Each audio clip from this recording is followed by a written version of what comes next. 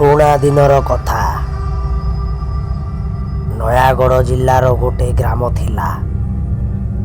ସେଇ ଗ୍ରାମରେ ପ୍ରତ୍ୟେକ ପୂର୍ଣ୍ଣିମା ରାତିରେ କାଉଁରୀ ପିଣ୍ଡ ଛିଟିଥାନ୍ତା।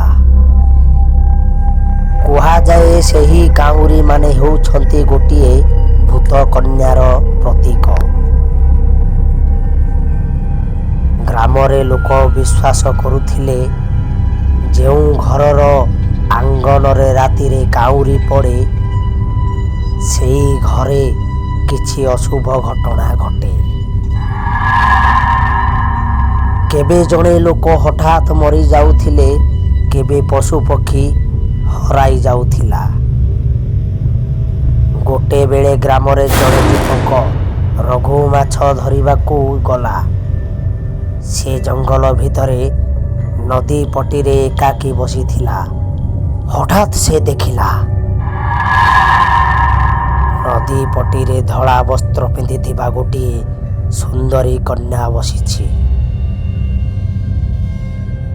ତାଙ୍କର କେଶ ଖୋଲା, ହାତରେ କାଉଁରୀର ମାଳା। କନ୍ୟାଟି ହସି ହସି କହିଲା, ରଘୁ ରଘୁ, ମୋ ସହିତ ଆସ, ମୁଁ ତତେ ଅସୀମ ସମ୍ପଦ ଦେଇଦେବି। ରଘୁ ଆକର୍ଷିତ ହେଲା। ସେଇ କନ୍ୟାକୁ ଅନୁରୋଧ କରିଲା, କିନ୍ତୁ ଅଚାନକ କନ୍ୟାଙ୍କର ମୁହଁ କଳା ପୋଡ଼ା, ଦାନ୍ତ ଲମ୍ବା, ଆଖି ଲାଲ ହୋଇଗଲା। ସେ କାଉଁରୀ କନ୍ୟା ଭୂତ ଥିଲା। ରଘୁ ଚିତ୍କାର କରିଲା, କିନ୍ତୁ ଚାରିପଟେ ନୀରବତା, ଶୂନଶାନ। ସେହି ଦିନ ପରେ ରଘୁକୁ କେହି ଦେଖିଲେ ନାହିଁ। ମାତ୍ର ନଦୀ ପଟିରେ ପ୍ରତ୍ୟେକ ପୂର୍ଣ୍ଣିମା ରାତିରେ କାଉଁରୀର ମାଳା ଭୁଷୁଥାଏ।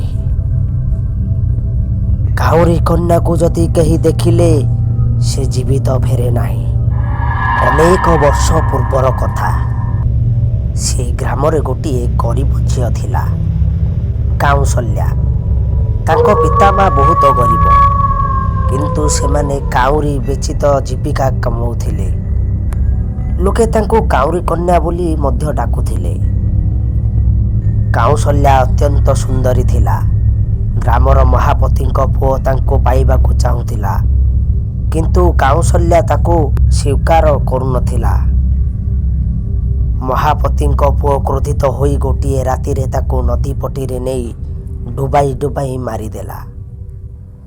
ମରିବା ପୂର୍ବରୁ କାଉଁସଲ୍ୟା କହିଲା, ତୋର ଅନ୍ୟାୟ ପାଇଁ ମୁଁ ମୋର ପ୍ରାଣ ହରାଉଛି, କିନ୍ତୁ ଏଇ ନଦୀରେ ପ୍ରତ୍ୟେକ ପୂର୍ଣ୍ଣିମା ରାତିରେ ମୋ ଆତ୍ମା କାଉଁରୀ ହେଇ ଫେରିବ।